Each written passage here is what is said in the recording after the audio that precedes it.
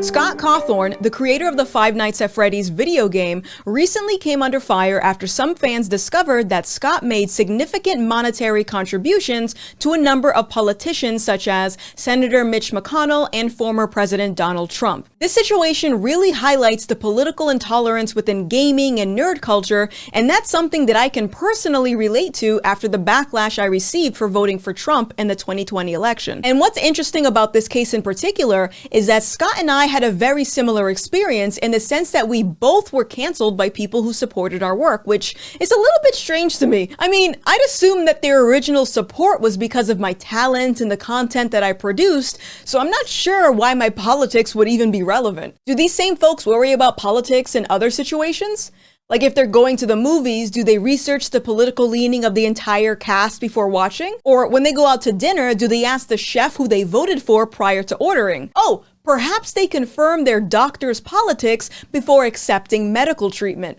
I'm just trying to keep the logic consistent here because I'd hate to assume that the mob was hypocritical. So anyways, after a few days of being vilified as a homophobe, Scott publishes an open letter to his community on Reddit. I'm not going to read the entire thing, but there are some points that I want to touch on before we get to the meat and potatoes of this video. In his letter, he starts off by saying the following: "I'd like to think that the last 7 years would have given me the benefit of the doubt in regards to how I treat people, but there I was, trending on Twitter for being a homophobe, getting doxxed, with people threatening to come to my house.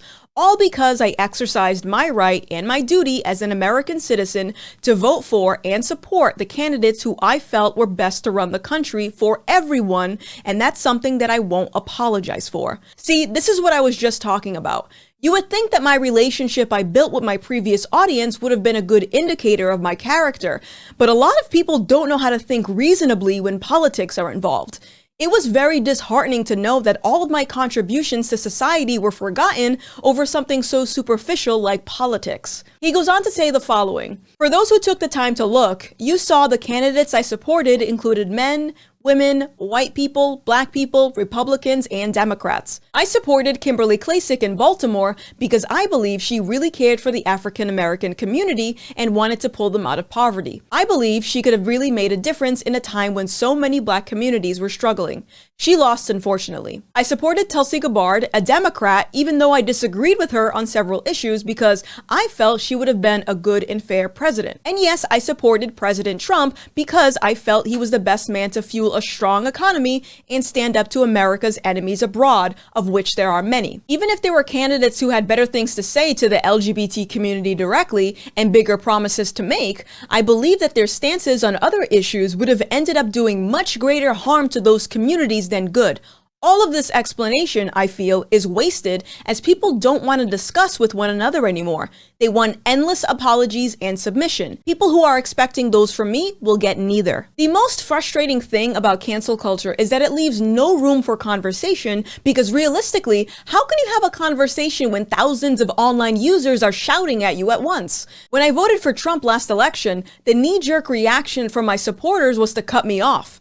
But Scott's explanation, despite not being obligated to provide one, is a great example of how the mob overlooks context and nuance. I voted for the person who I felt had the best policies overall, and that's considering the long-term consequences of those policies, which is something that a lot of voters don't consider. And also, when someone's open to having their beliefs challenged, it suggests that they're humble enough to admit that they don't have all the answers. But when you close off an opportunity for nuance, it suggests that you know everything, and if you think you already know everything, I've got some news for you. You don't. He ends the letter by saying this: "I'm a Republican, I'm a Christian, I'm pro-life, I believe in God, I also believe in equality and in science and in common sense. Despite what some may say, all of those things can go together. That's not an apology or a promise to change, it's the way it's always been."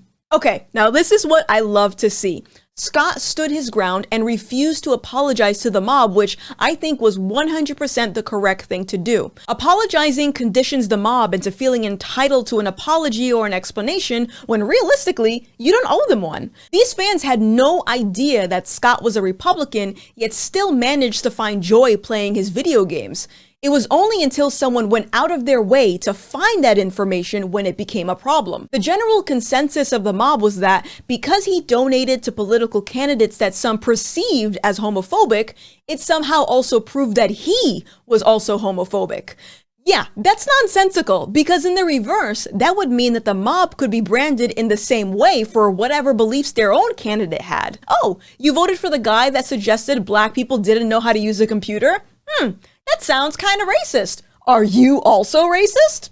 Doesn't sound very good, does it? So now that we've looked over his letter, I do want to circle back to what he said earlier about being doxxed and people threatening to come to his house. I briefly spoke about doxing in my previous video, but I want to spend some more time exploring this topic in depth because this is what I would consider the most dangerous form of abuse that you'll see from cancel culture. Doxing is the act of publishing someone's personal information online, such as their full name if they never disclosed that, their phone number, their place of employment, or their address. Someone could then take that information and use it to make a false police report, usually of an urgent or violent crime, to lure law enforcement or SWAT teams to that location. This is what we call swatting, and it happens a lot to live streamers in particular because the person who makes the call is usually someone that's watching because they want to see the police storm the live streamer live on camera. Unfortunately, as expected, this can result in disaster for both the victim and the caller, like what happened to Tyler Barris, the serial swatter who got an innocent man killed after filing a false police report. Take a look. Tyler Barris has admitted to swatting, calling authorities and triggering SWAT teams across the country to surround the homes of unwitting victims. In 2017, Barris thought he was swatting the home of a video game rival after a fight over a bet for $1.50. And this isn't the only case either. In fact, not all SWAT calls end in police shootings.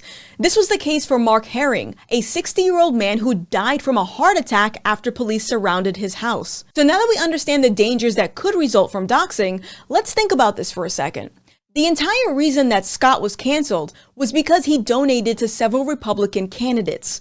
And because cancel culture doesn't have any set rules, guidelines, or leadership, there really isn't anything preventing the mob from taking it too far. And as he said in his letter, someone doxed him for supporting those candidates. Objectively, does that sound like a reasonable reaction to you? It's not. And this is why cancel culture is such a problem. Before someone's convicted of a crime, there's a thing called due process where evidence is reviewed, the jury deliberates, and a sentence is set. Yeah, the system isn't perfect, but due process is intended to ensure the right people receive a fair punishment for breaking the law. And no, having a different opinion doesn't count. Cancel culture doesn't have any set rules because it's made up and there's no one to answer to. This means that the punishment can vary from losing support, receiving hate mail, or having your house raided by the police. So if we know that cancel culture operates in an unpredictable way, then why do people still advocate for it? If the act of canceling someone is due to some type of moral bankruptcy, then why aren't the cancelers canceling each other? Last time I checked, it wasn't morally acceptable to bully or dox someone, but I guess self-reflection is very difficult for some people. So what can we do about this? How do you prevent yourself from being doxxed? Well, unfortunately, we can't guarantee that this won't happen since cancel culture is basically a free-for-all and there's no set rules or authority, but I can recommend some things to help minimize the chances of this happening. The first thing that I suggest is to stop oversharing everything about your life on social media.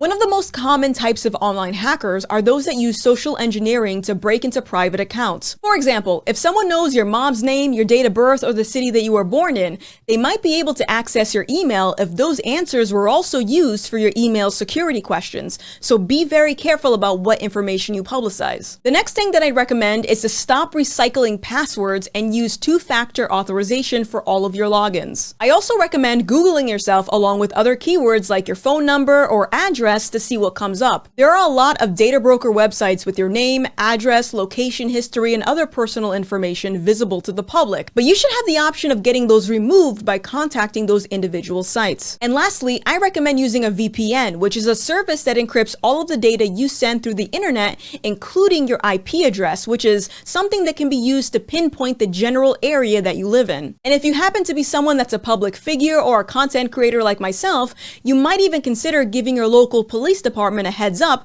just in case they get a potential SWAT call, which is what I did. One time I was live streaming and a viewer called me on my cell phone and started listing off the previous addresses that I lived at. So I went to the police department and explained what streaming and swatting was so they would at least be aware in the event that someone made a false report using my address. But if you still happen to get doxxed, don't freak out. Document everything, take screenshots, and consider archiving the webpage using archive.org. Report the attack to the platform platforms where the information was posted and communicate with those in your circle. This is especially important if your place of employment gets doxed, because it's better to give your boss a heads up about the situation versus just waiting for the mob to surprise your employer with endless harassment. It might not necessarily be what the employee did, but it could be the onslaught of intimidation that catches the company off guard, which is what gets them fired. So just be honest about what happened, and who knows, your boss might appreciate you for it. But that's going to be it for this week, so I hope you found this topic helpful. If you enjoyed this video or have a suggestion for a future topic, let me know in the comments. My name is Gothix, this is Right Now, and I'll see you next time. Bye!